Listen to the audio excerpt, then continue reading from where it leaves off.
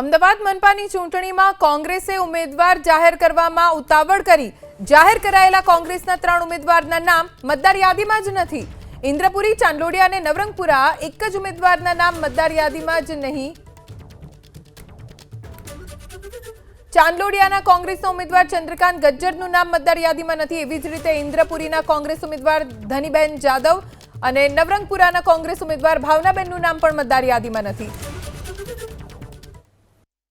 કોંગ્રેસ પક્ષની પ્રથમ યાદી જાહેર થયા બાદ અમુક ઉમેદવારના નામ મતદાર યાદીમાં ન હોવાના કારણે પ્રશ્ન ઊભો થયો છે.